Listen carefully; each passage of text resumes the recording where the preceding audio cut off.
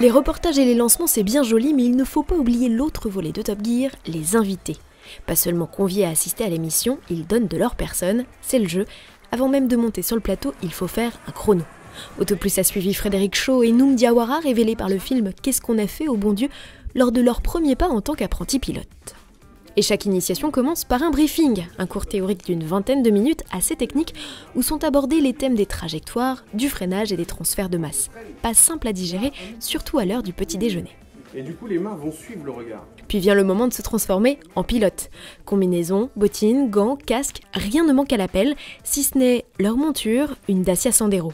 La production en compte 3. D'apparence, elle ressemble à toutes les citadines de la marque. À bord, ce n'est plus tout à fait la même histoire.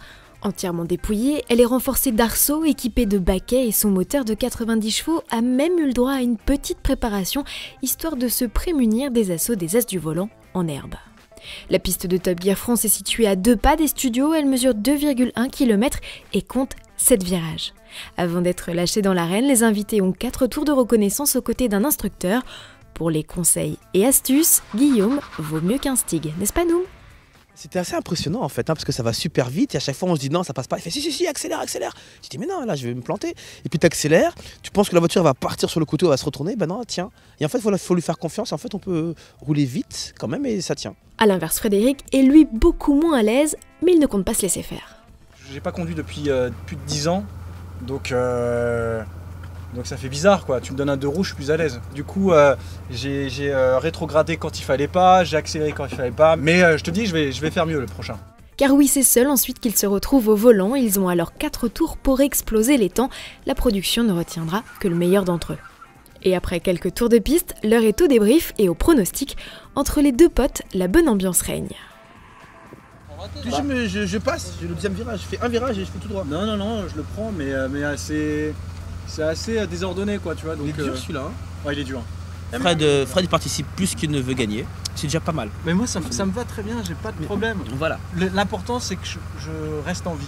Exactement Fred. Voilà. Parce qu'est-ce qu'on a fait au bon Dieu 2 à faire, voilà. Et je te donne le même conseil. Rester en vie, c'est souvent ce que disent les perdants. Moi je vis pour gagner. Après plus d'1 heure sur le circuit et un montage express de la séquence par les équipes de la production, retour sur le plateau. Face à Philippe Lelouch, les invités découvrent le verdict. Alors qui des deux va gagner ? Réponse en images.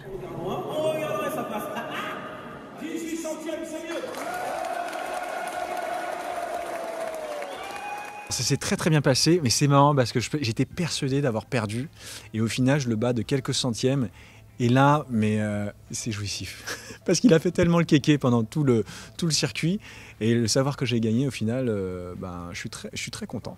J'ai pris beaucoup de plaisir et je referai ça avec grand plaisir. C'était génial, faut à refaire. Franchement l'adrénaline, la conduite, la pression c'était génial. Moi j'aimerais bien recommencer. On peut le refaire tout de suite, je te rebats encore une deuxième fois. Au cours de cette deuxième saison, Joey Starr, Vincent Lagaffe, mais aussi Jacques Lafitte, Jean-Pierre Foucault et Jean-Marc Généreux se sont succédés au volant de cette Dacia Sandero. Des invités toujours très emballés et prêts à rempiler. Pour découvrir leurs prestations, rendez-vous dès le 6 janvier 2016 à partir de 20h45 sur RMC Découverte.